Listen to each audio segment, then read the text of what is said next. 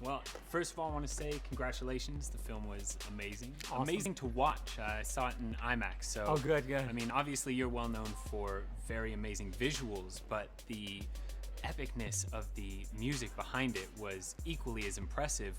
What inspired you to bring on Hans Zimmer and Junkie XL, combining two completely different styles into one? You know, Junkie, we had worked with on 300, Rise of an Empire. He did the music for that movie, and he's friends with Hans anyway. And those two knew each other, and and Hans, of course, did Man of Steel. And then when Hans and I started talking about, he was a little bit like, oh my gosh, I've been doing Batman. I did a whole 3-movie trilogy of Batman. It's a little bit scary to think of just having to think of another thing for Batman, although he did. So I think that was where the sort of partnership was born.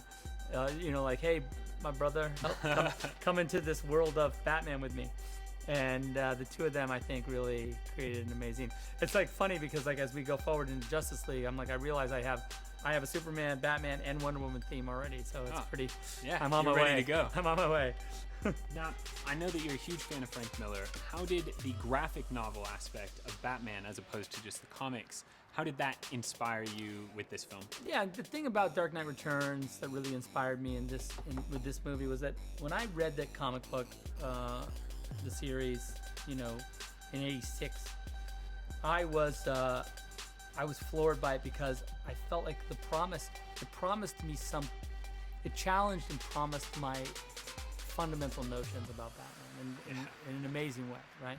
And I was like, holy dang, like this is something else. And so it really sort of inspired me to sort of reconnect with Batman as a character and comic books in general. And I had read Watchmen, the year before and been like, wow, this is crazy.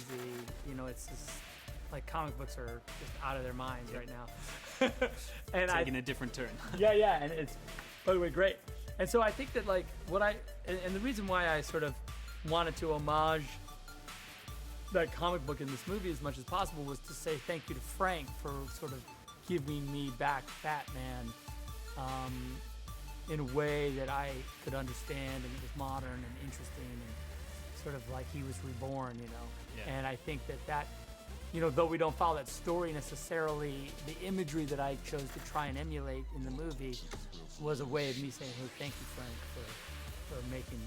for making my sort of aesthetic, singular, yeah. That's fantastic and good to hear. And I am extremely excited going forward with Justice League and Wonder Woman. And congratulations, what a film. And thank you so much for speaking with me. Oh, awesome. My pleasure. Great. Cheers, brother. Thank you.